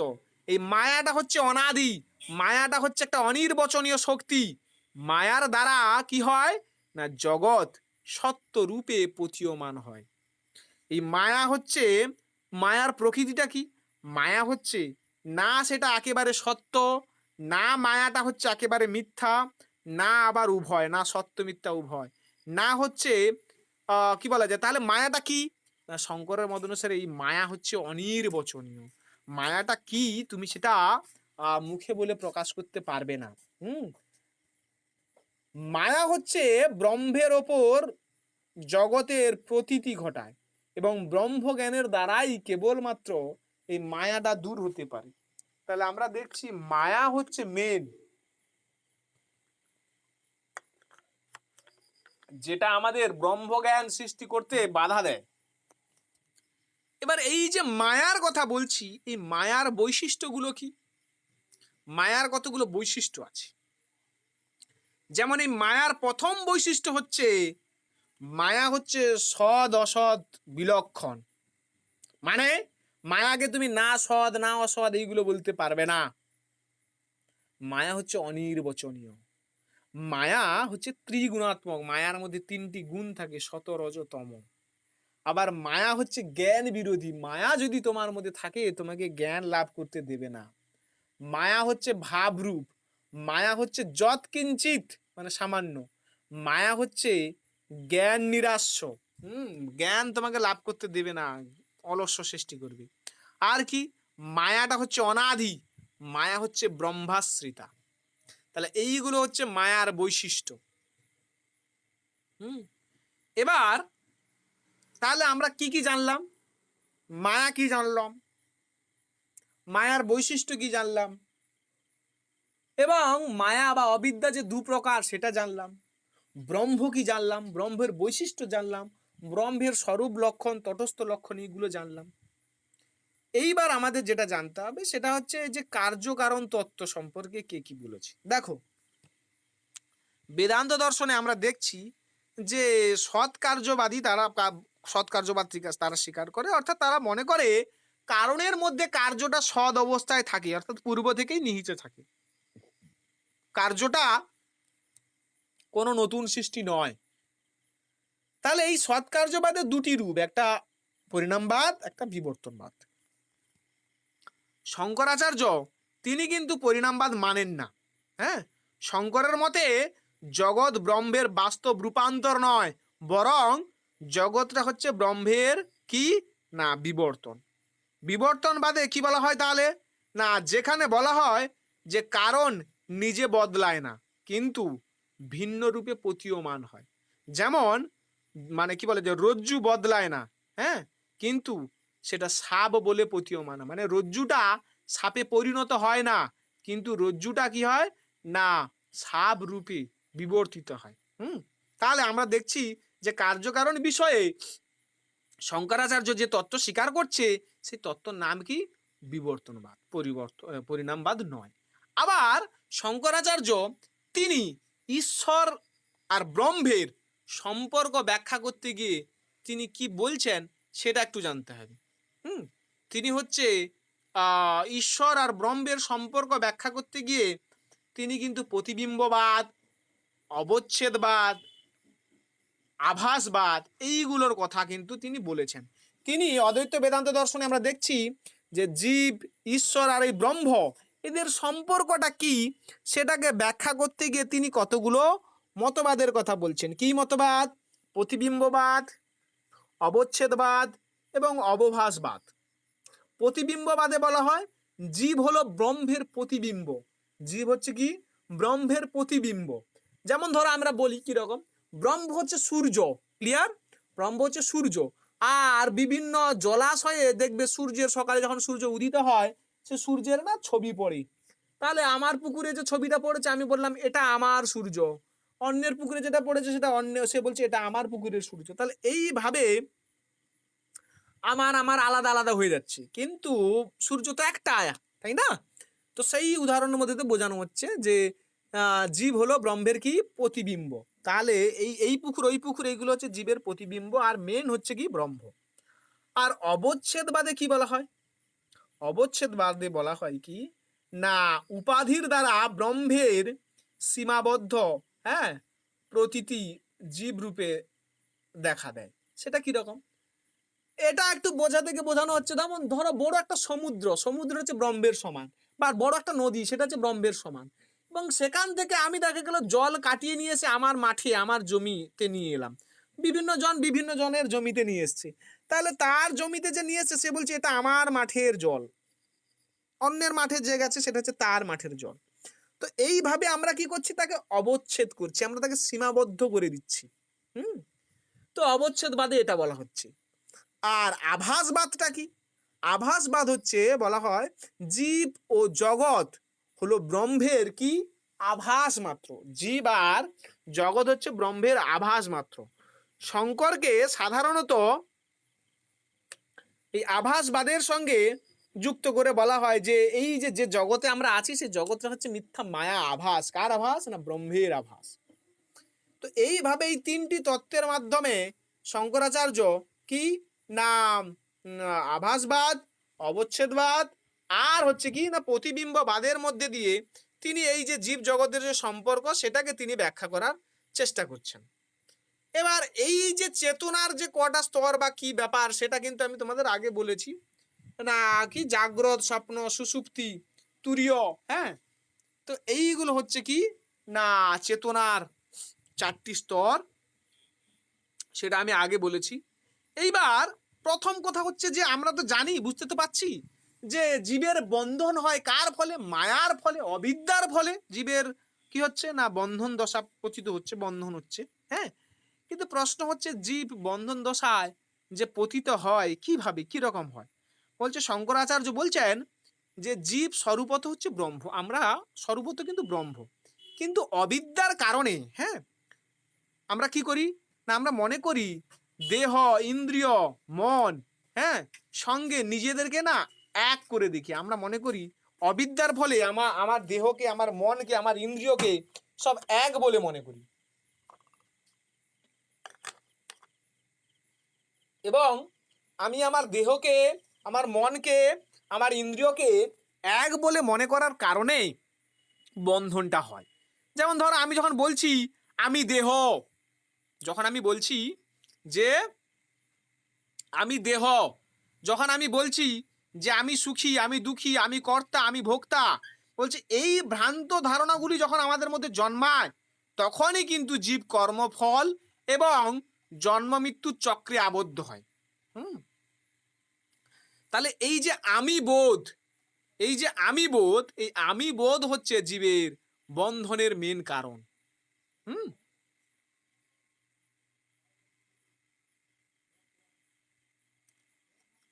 এবার বন্ধন মুক্তি সম্পর্কে বলতে গিয়ে বলা হচ্ছে, মোক্ষ বা মুক্তি সম্পর্কে বলতে গিয়ে বলা হচ্ছে, মুক্তি কিন্তু দু ধরনের। মুক্তি ক প্রকার? না দু প্রকার, দু ধরনের। মুক্তি মানেটা কি? না মুক্তি মানে হচ্ছে নতুন কিছু লাভ করা নয়, বরং নিজের প্রকৃত ব্রহ্ম স্বরূপকে উপলব্ধ করাকেই মুক্তি বলছি। এবং এই মুক্তির উপায় কি? না শঙ্করের মতে মুক্তির উপায় হচ্ছে জ্ঞান হি কৈবল্যম, অর্থাৎ জ্ঞানের দ্বারা কিন্তু মুক্তি হতে পারে, অন্য কোনো কিছুর দ্বারা মুক্তি হয় না। এবার জ্ঞানের দ্বারা যে মুক্তি হয়, হ্যাঁ, তাহলে কি জ্ঞানের দ্বারা মুক্তি হয়? না ব্রহ্মের জ্ঞানের দ্বারা মুক্তি হয়। আমি কিন্তু রামানুজ যখন বলছি না, রামানুজ বলছে যে ভক্তির দ্বারা মুক্তি, সেগুলো আলাদা। তাহলে শঙ্কর বলছে জ্ঞান কার দ্বারা হয়? না জ্ঞান হচ্ছে ব্রহ্মের জ্ঞান হলে আমার মুক্তি হবে। আর এই জ্ঞান মার্গ তিনি স্বীকার করেছে কে? শঙ্কর। শঙ্কর বলছেন জ্ঞানের দ্বারা মুক্তি হয়। তাহলে কোন জ্ঞানের দ্বারা? বলছে ব্রহ্মের জ্ঞানই হচ্ছে একমাত্র মুক্তির উপায়। এবং এই তিনি মুক্তির দু প্রকার রূপের কথা বলেছেন, একটা হচ্ছে কি জীব মুক্তি, আর একটা হচ্ছে বিধেয় মুক্তি। বা জীব মুক্তিটা কি? না জীবিত অবস্থায় ব্রহ্মজ্ঞান লাভ করাটাকে জীব মুক্তি বলছে। আর বিধেয় মুক্তি কি? না দেহত্যাগ করার পরে যে মুক্তি লাভ হয় সেটা বিধেয় মুক্তি বলছে। হ্যাঁ, এইবার একটা বড় বিষয় হচ্ছে এই যে জীব মুক্তি, বিধেয় মুক্তি আমি বলছি না, এই মুক্তির জন্য, হ্যাঁ, বা মোক্ষের জন্য কতগুলো জিনিস কিন্তু প্রয়োজন। কি? না শঙ্করের মতে মোক্ষ লাভের জন্য চারটি প্রধান যোগ্যতা প্রয়োজন, যেই চারটি যোগ্যতাকে সাধন চতুষ্টয় বলা হয়। এটা কিন্তু বেদান্ত দর্শনে তোমরা প্রায় পড়েছো যে সাধন চতুষ্টয়, সাধন চতুষ্টয়, সাধন চতুষ্টয়। এই সাধন চতুষ্টয় তাহলে কি বললাম? না শঙ্করের মতে এই সাধন চতুষ্টয় হচ্ছে মুক্তি লাভের জন্য বা মোক্ষ লাভের জন্য, হ্যাঁ, চারটি প্রধান যোগ্যতা। যে চারটি প্রধান যোগ্যতাকে একসঙ্গে সাধন চতুষ্টয় বলা হয়। সেই চারটি যোগ্যতা কি কি? একটা হচ্ছে নিত্য অনিত্য বস্তু বিবেক। নিত্য অনিত্য বস্তু বিবেক মানে কোন বিষয়টা নিত্য, কোন বিষয়টা অনিত্য, এই বিষয় সম্পর্কে তোমার জ্ঞান থাকা বা পার্থক্য করতে পারা বা বোঝা, সেটা হচ্ছে নিত্য অনিত্য বিবেক। সেই জ্ঞান যদি তোমার থাকে তাহলে তুমি মুক্তি লাভ করতে পারবে। তাহলে মুক্তি লাভ করার জন্য চারটা প্রধান যোগ্যতা তার লাগবে। সেই চারটা যোগ্যতাকে একত্রে কি বলছে? সাধন চতুষ্টয়। সেই সাধন চতুষ্টয়ের মধ্যে প্রথমে কোনটা রয়েছে? নিত্য অনিত্য বস্তু বিবেক। অর্থাৎ কোন বিষয় বস্তুটা নিত্য, কোন বিষয় বস্তুটা অনিত্য, সেই বিষয় বস্তু সম্পর্কে তোমার জ্ঞান থাকতে হবে, তার পার্থক্য তোমাকে জানতে হবে। দ্বিতীয় হচ্ছে কি বৈরাগ্য। বৈরাগ্যটা কি? বলছে ইহলোক এবং পরলোক এর ভোগ্য বস্তুর প্রতি আসক্তিহীনতা। বৈরাগ্য মানে হচ্ছে আসক্তিহীনতা, মানে তোমার কোনো বিষয়বস্তুর প্রতি না আসক্তি থাকবে না, কোনো অ্যাটাচমেন্ট থাকবে না, সেটাই হচ্ছে বৈরাগ্য।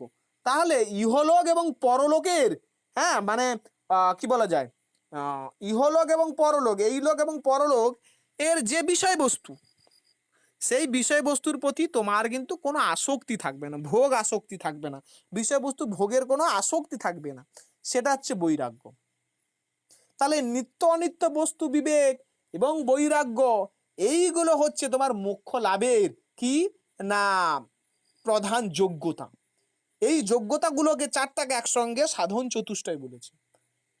এরপরে রয়েছে কি না ষট সম্পত্তি।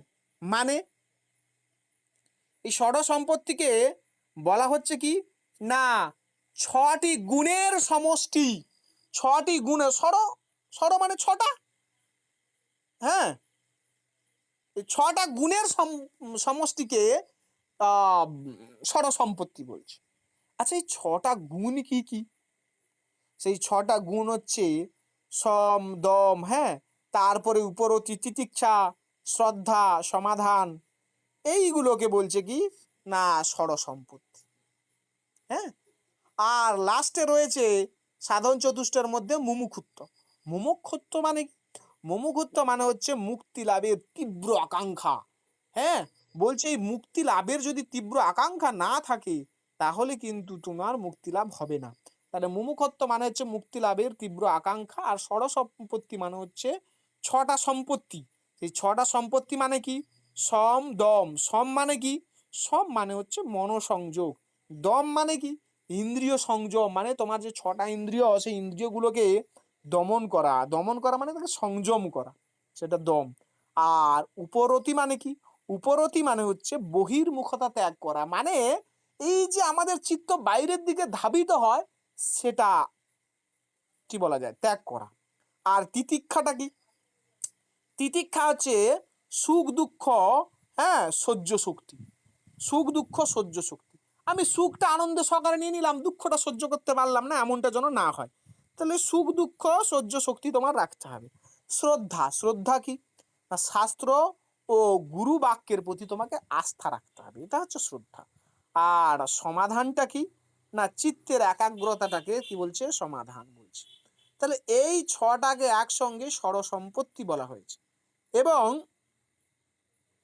এবং বলা হচ্ছে যে এই ষড় সম্পত্তি আর মুমুক্ষুত্ব, বৈরাগ্য, নিত্য অনিত্য, বিবেক, এই চারটা সাধন চতুষ্টয়ের জ্ঞান কি করে না মুক্তি লাভের জন্য বা মোক্ষ লাভের জন্য আমাদের যোগ্যতা অর্জন করতে সাহায্য করে। এইবার ব্রহ্মজ্ঞান লাভ করার জন্য, হ্যাঁ, ব্রহ্মজ্ঞান লাভ করার জন্য বলা হয় বেদান্ত দর্শনে কি তিনটে ধাপের মাধ্যমে ব্রহ্মজ্ঞানটা লাভ হয়। তিনটে ধাপের মাধ্যমে। এই যে তিনটে ধাপের মাধ্যমে ব্রহ্মজ্ঞান লাভ হয়, সেই তিনটে ধাপকে কি বলা হয় না তিনটে ধাপকে বলা হয় শ্রবণ, মনন আর নিদিধ্যাসন। শ্রবণটা কি? শ্রবণ হচ্ছে তুমি গুরুর কাছে বসবে, বসে তুমি শাস্ত্র বাক্য শ্রবণ করবে, তোমার জ্ঞান হবে। তার মধ্যে দিয়ে তোমার ব্রহ্ম জ্ঞান হবে, তুমি মুক্তি লাভ করতে পারবে। আর একটা হচ্ছে মনন। মননটা কি? মনন হচ্ছে তুমি শুনলে, শোনার পরে তুমি সেই তত্ত্বের ওপর, হ্যাঁ, তুমি বিচার বিযুক্ত করবে। তুমি হচ্ছে কি করবে না যে বিষয়টা তুমি শুনেছো সেই শ্রুত তত্ত্বকে যুক্তির দ্বারা তুমি বিচার করবে, এটা হচ্ছে মনন। এই মননের মাধ্যমেও কিন্তু মুক্তি হয়, এটা মুক্তির আর একটা ধাপ, ব্রহ্মজ্ঞান লাভের একটা ধাপ। আর একটা হচ্ছে নিদিধ্যাসন। নিদিধ্যাসনটা কি না গভীর ধ্যান ও অন্তর্মুখী, হ্যাঁ, স্থিতি দ্বারা সত্যকে উপলব্ধি করা হচ্ছে নিদিধ্যাসন। তাহলে এই শ্রবণ, মনন, নিদিধ্যাসনের মাধ্যমে আমাদের কি হয় না ব্রহ্মজ্ঞান লাভ হয়। ব্রহ্মজ্ঞান লাভের হচ্ছে এইটা হচ্ছে তিনটে ধাপ। আর তার আগে আমরা কি পড়েছি? তার আগে আমরা পড়েছি যে ব্রহ্মজ্ঞান লাভ করতে গেলে বা ব্রহ্মজ্ঞান লাভ মানে মুক্তি, মুক্তি লাভ করতে গেলে আমার কি প্রয়োজন না চারটে প্রধান যোগ্যতার প্রয়োজন। যে চারটা প্রধান যোগ্যতাকে একসঙ্গে সাধন চতুষ্টয় বলছে, সেই চারটা কি কি? নিত্য অনিত্য বস্তু বিবেক, বৈরাগ্য, সম্পত্তি এবং মুমুক্ষুত্ব। হলো, এই হচ্ছে ব্যাপার। এত দূর পর্যন্ত যে পড়লাম এটা হচ্ছে শঙ্করাচার্য। এবং শঙ্করাচার্য আরেকটা বিষয় রয়েছে, সেটা হচ্ছে শঙ্করাচার্য সমস্ত প্রকার ভেদ তিনি বর্জন করেছে। ভেদ তিন প্রকার, স্বজাতীয়, বিজাতীয়, স্বগত। এইটা আমরা কিন্তু পরে রামানুজ যখন পড়বো তখন সেখানে আমরা আলোচনা করব। তাহলে এইভাবে আমরা দেখছি যে কি বলা যায় শঙ্করাচার্যের দর্শনটা এইভাবে আমরা শেষ করলাম, যেখানে শঙ্করাচার্যের যে বিষয়গুলো খুব গুরুত্বপূর্ণ, যেগুলো থেকে প্রশ্ন আসে, সেই বিষয়গুলো কভার করলাম। নেক্সট ক্লাসে আমরা রামানুজটা পড়বো, এবং তখন রামানুজ যখন পড়বো তখন শঙ্করাচার্যকে সাইড বাই সাইড নিয়ে পড়বো। হলো? যে বিষয়গুলো বললাম আমি আরবার সামারাইজ করেছি কি বলেছি। আমি তোমাদের বলেছি যে কিভাবে ব্রহ্মজ্ঞান লাভ হয় বা মুক্তি লাভ হয়। তোমাদের আমি বলেছি যে কিভাবে তোমাদের হচ্ছে কি বলা যায়, যে যোগ্যতাটা লাভ করতে হয় ব্রহ্মজ্ঞান লাভ করার জন্য বা মুক্তি লাভ করার জন্য, যে যোগ্যতা লাভ করতে হয়, অর্থাৎ সাধন চতুষ্টয় নিয়ে আমি বলেছি। আমি তোমাদের বলেছি যে মুক্তি যে দুটো প্রকার, হ্যাঁ, জীব মুক্তি এবং বিধেয় মুক্তি, সেইটা নিয়ে বলেছি। আমি তোমাদের বলেছি যে শঙ্করের মতে মুক্তিটা কি, আমি বলেছি। আমি তোমাদের বলেছি যে বন্ধন যে হয়, জীবের যে বন্ধন হয় কেন হয় সেটা আমি বলেছি। আমি তোমাদের বলেছি যে জীবের সাথে ব্রহ্মের সম্পর্ক ব্যাখ্যা করতে গিয়ে শঙ্করাচার্য যে প্রতিবিম্ববাদ অবচ্ছেদবাদ বলেছে সেটা বলেছি। আমি তোমাদের কার্যকারণ তত্ত্ব সম্পর্কে শঙ্করাচার্য কি তত্ত্ব স্বীকার করে সেটা বলেছি। আমি মায়া কি বলেছি, মায়ার বৈশিষ্ট্য কি বলেছি, মায়া তত্ত্ব নিয়ে আলোচনা করেছি। মায়ের যে দুটি শক্তি আবরণ বিক্ষেপ সেটা নিয়ে আমি বলেছি। অধ্যাস কি সেটা বলেছি। আমি বলেছি যে ব্রহ্মের তত্ত্ব আলোচনা করতে গিয়ে তিনি যে 3 প্রকার সত্তার কথা বলেছে, 3 প্রকার সত্তা আমি বলেছি। আমি তোমাদের বলেছি যে শঙ্করের মধ্যে জগৎটা কি সেটা বলেছি। আমি বলেছি যে চেতনার যে 4টা স্তর রয়েছে সেটা আমি বলেছি। আমি তোমাদের বলেছি শঙ্করাচার্য যে বলেন জীবের সাথে যে ব্রহ্মের সম্পর্ক ব্যাখ্যা করতে গিয়ে তিনি যে বলছেন যে জীব আর ব্রহ্ম এক এবং অভিন্ন, সেটা ব্যাখ্যা করতে গিয়ে তিনি যে উপনিষদ মহাবাক্যগুলো বলেছেন যে অহং ব্রহ্মাস্মি, তত্ত্বমসি, অয়মাত্মা ব্রহ্ম, হ্যাঁ, তারপরে প্রজ্ঞানাম ব্রহ্ম, এই কথাগুলো যে বলেছে সেটা কোন উপনিষদ থেকে বলেছে, কোন বেদে বলা হয়েছে সেইগুলো আমি বলেছি। আমি ব্রহ্মের যে দুটো লক্ষণ, স্বরূপ লক্ষণ, তটস্থ লক্ষণ বলেছি। নির্গুণ ব্রহ্ম, সগুণ ব্রহ্ম আমি সেটা নিয়ে বলেছি। ব্রহ্মের যে বৈশিষ্ট্য, হ্যাঁ, নির্গুণ ব্রহ্মের কি বৈশিষ্ট্য, সগুণ ব্রহ্মের কি বৈশিষ্ট্য, সেইগুলো নিয়ে আমি বলেছি। হ্যাঁ, আমি তোমাদের বলেছি যে হচ্ছে ব্রহ্ম কথার অর্থ কি। আমি তোমাদের বলেছি যে শঙ্করাচার্যের অদ্বৈত বেদান্ত দর্শনে তিনি তার দর্শনটাকে, অদ্বৈতবাদকে কি কি নামে ডাকা হয় সেটা আমি বলেছি। আমি তোমাদের বলেছি যে অভেদবাদ আর ভেদবাদ কি সেটা বলেছি। আমি তোমাদের বলেছি যে এই যে ব্রহ্মসূত্রের ওপরে যে কতগুলো ভাষ্য রচনা করা হয়েছে, এবং সেখানে কে কোন মতবাদী, কে কোন মত স্বীকার করে, হ্যাঁ, সেটা আমি বলেছি। আমি তোমাদের বলেছি যে যে প্রস্তান্তর ত্রয়, হ্যাঁ, সেখানে প্রস্তান্তর ত্রয়টা কি এবং সেখানে কোনটাতে কি নিয়ে আলোচনা করা হয় আমি সেটা বলেছি। উপনিষদকে কেন বেদান্ত বলা হয় আমি সেটা বলেছি। তাহলে এতগুলো জিনিস আমি নোটের মধ্যে বলেছি। হ্যাঁ, সেইগুলো তোমাদের সব পড়তে হবে। আমি মনে করি যে আজকের জন্য এতটা ঠিক আছে, তোমরা এতটা পড়ো। শুধু এটা পড়তে হবে এমন তো নয়, আমি ইন্ডিয়ান ফিলোসফিতে আরো যে বিষয়গুলো পড়িয়েছি আগে, নোটস পত্র প্রদান করেছি, সেইগুলোও তোমাদের পড়তে হবে। আমি তোমাদের বলে রাখি পড়ার টেকনিকটা কিরকম। যে ধরো তুমি আজকে বেদান্ত দর্শন পড়ছো, আজকে বেদান্ত পড়িয়েছি মানে তোমাকে এটা হয়তো তুমি 5 বার পড়লে, কিন্তু যে বিষয়গুলো আগে পড়া হয়ে গেছে সেগুলো একবার করে হলেও রিডিং দেবে। কিন্তু কোনগুলো রিডিং দেবে, যেগুলো তুমি বারবার ভুলে যাচ্ছ, যেগুলো মনে থাকছে না, যেগুলো গোলাচ্ছে, সেইগুলো তোমাকে রিডিং দিতে হবে, সেইগুলো তোমাকে পড়তে হবে। এইভাবে না করলে তুমি একদিক থেকে পড়ে আসবে আর একদিক থেকে কিন্তু তুমি ভুলে যাবে, সেটা তোমাকে মাথায় রাখতে হবে। বোঝাতে পারছি?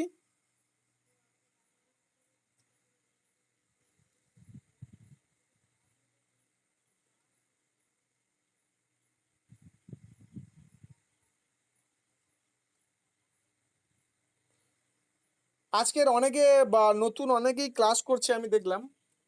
আজকে নতুন কে কে আছো একটু আমাকে জানিও তো।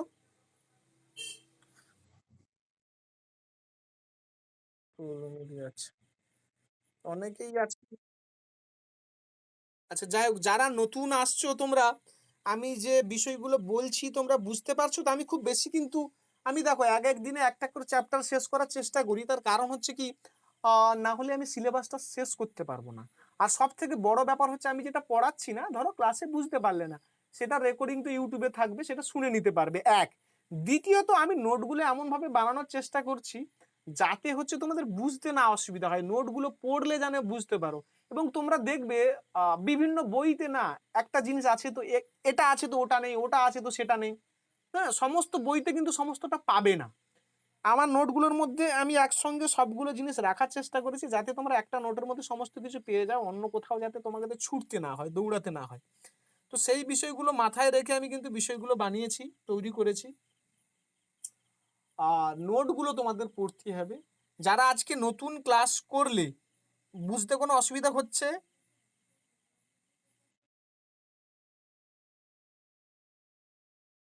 আচ্ছা, হোক। তোমাদের কিন্তু না বিষয়গুলো পড়তে হবে। আমি পড়ার একটা নিয়ম বলে দিই। তোমরা নতুন এসছো, অনেকে আছো, আমি আগে বলেছি তাদেরকে, আমি আবার বলে দিই কিরকম পড়তে হবে।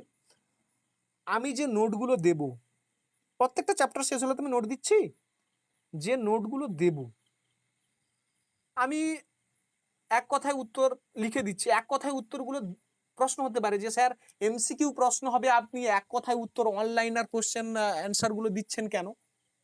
আমি দিচ্ছি কিন্তু প্রথম থেকে ওটা ভেবে, যদি তোমাদের প্রশ্ন, যদি 2 নম্বরের প্রশ্ন অর্থাৎ ডেসক্রিপটিভ যদি লিখতে হয়, তাই না, তাহলে ওইগুলো তোমাদের কাজে দেবে।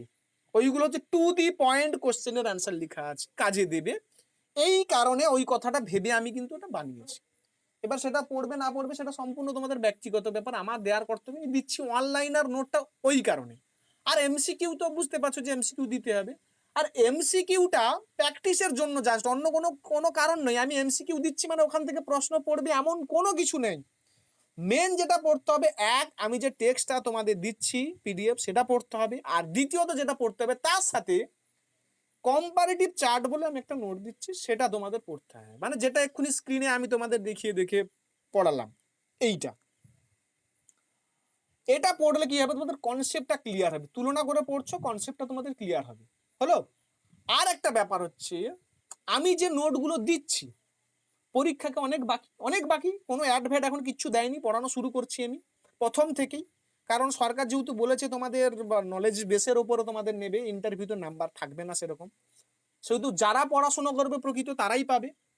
তাই যদি হয়, তাহলে তোমাদের আমি যে নোটগুলো দিচ্ছি সেগুলোকে তোমাকে 60 বার পড়তে হবে। 60 বার, পরীক্ষা দিতে যাওয়ার আগে এক আধবার নয়, 60 বার পড়তে হবে। আমি শিওর কোনো স্টুডেন্ট যদি সেটাকে 60 বার পড়ে, তাহলে এমন জায়গায় চিত্তে গিয়ে সেটা গঠিতে হবে, জীবনে সে ভুলবে না বিষয়টা। শুধু 60 বার যে পড়তে হবে এমন নয়। আমি তোমাদের আরো একটা কথা বলেছিলাম, যদি মনে হয় কেউ পড়ছে মনে থাকছে না, তাদের আমি বলেছিলাম যে যদি তোমাদের বাড়ির পাশে, যেটা এটা সম্পূর্ণ ব্যক্তিগত, মানে কেউ মানলো কেউ ফলো করলো না করলো সেটা তাদের ব্যক্তিগত ব্যাপার। কারণ যারা তোমরা রয়েছে তারা সবাই প্রাপ্তবয়স্ক। হ্যাঁ,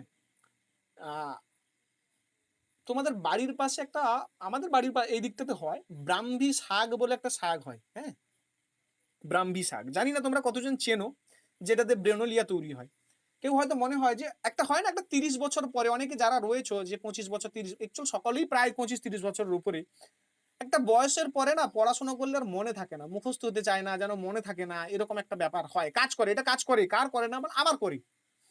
তো সেটার জন্য না মস্তিষ্কের নার্ভ গুলোকে অ্যাক্টিভ রাখতে হবে। আমি চাই যে তোমরা যদি পারো, সেই সেই যে ব্রাহ্মী শাক, সেটা তোমরা সপ্তাহে এক আধবার হলেও যদি তোমরা পেয়ে থাকো সেবন করবে। হ্যাঁ, কিচ্ছু না, সকালবেলা করে উঠে খালি পেটে 1 চামচ, বা হচ্ছে বা চায়ের কাপের আধা কাপ, হাফ কাপ, হ্যাঁ, সেটা খাবে। আমি বলবো যে তোমরা উপকার পাবে, সেটা উপকার দেয়। মানে আমি নিজে ব্যক্তিগতভাবে আমি সেটা নিই, আমি জানি যে সেটা কাজ করে।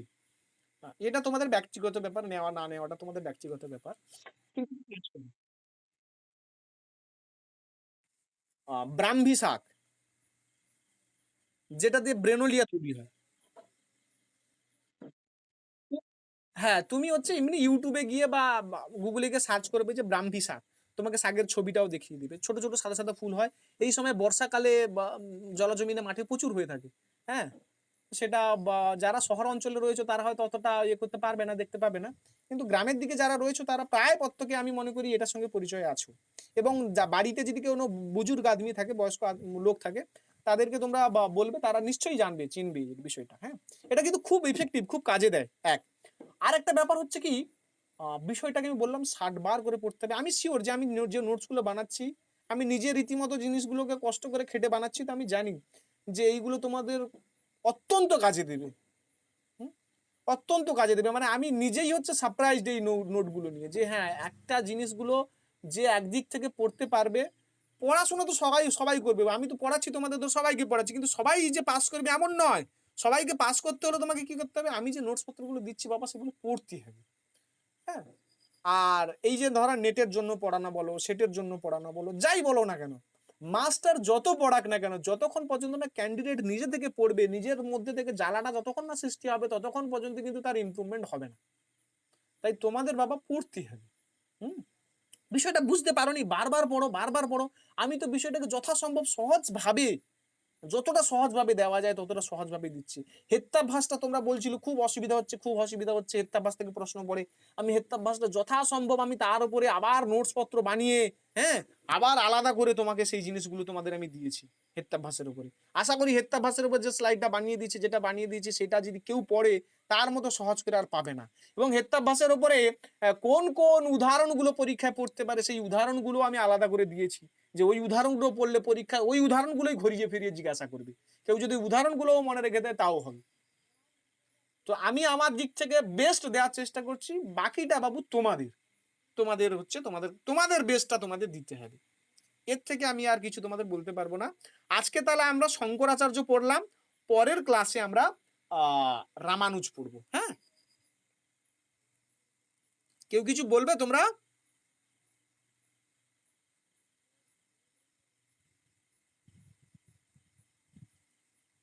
আর একটা ব্যাপার, প্রথম প্রথম পড়তে খুব অসুবিধা হবে, কষ্ট হবে, কিন্তু আমি বলবো যে একদিনে তুমি 10 পেজ, 15 পেজ, 20 পেজ পড়ার দরকার নেই।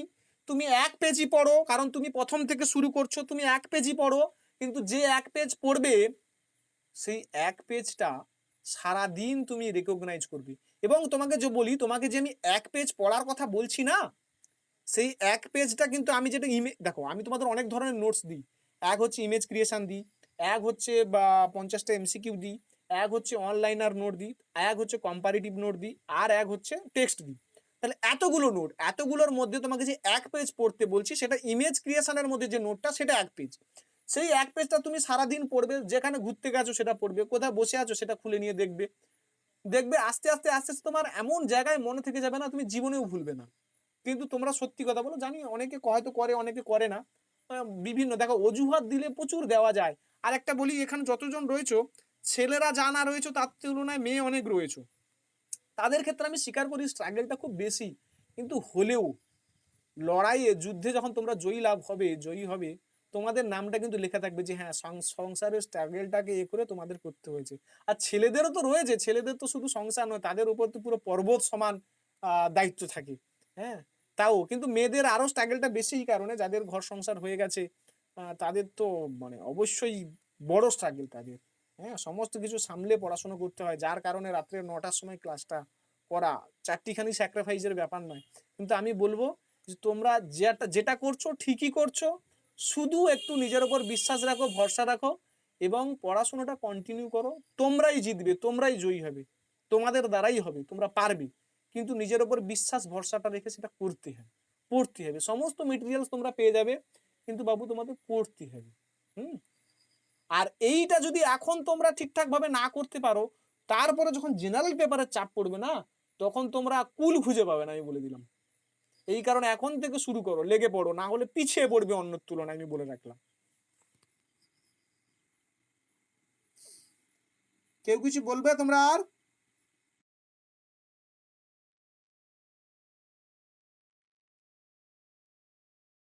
সত্যি কথা বলতে কি, কয়েকদিন না আমি আমি যখন বাড়িতে মানে অ্যাকচুয়াল আমি বিভিন্ন কাজে একটু আধটু ব্যস্ত থেকে যাই, যখন হয়তো আমি বসি কাজে, তখন হচ্ছে বসে বানিয়ে নিলাম।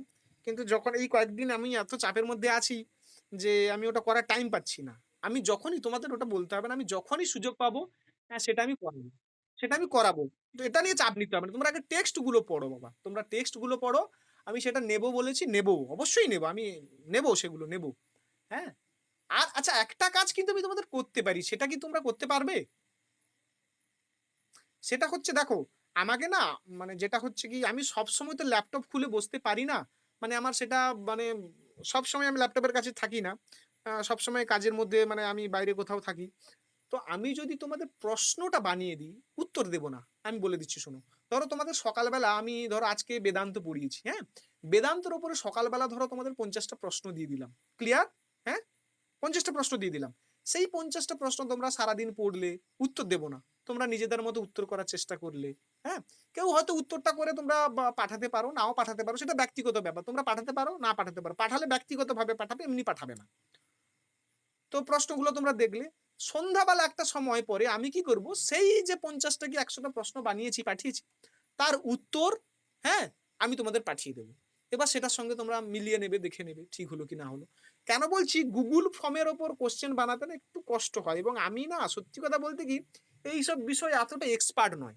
আমি যখন বসবো আমি তোমাদের এই পরীক্ষাগুলো নেব, আমি কথা দিয়েছি, কিন্তু এই গুগল ফর্মে কোশ্চেন তৈরি করাটার বিষয়ে আমি অতটা এক্সপার্ট নয়। তবু আমি টুকটাক শিখেছি, যেটুকু শিখেছি তার উপরে তোমরা তোমাদের নিয়েছি, নেব, ভবিষ্যতেও নেব। হ্যাঁ, এখন একটু ব্যস্ত আছি বলে নিচ্ছি না, কিন্তু তোমরা যদি বলো যে ওইভাবে দেবে, তাহলে আমি কিন্তু প্রত্যেক দিতে পারবো।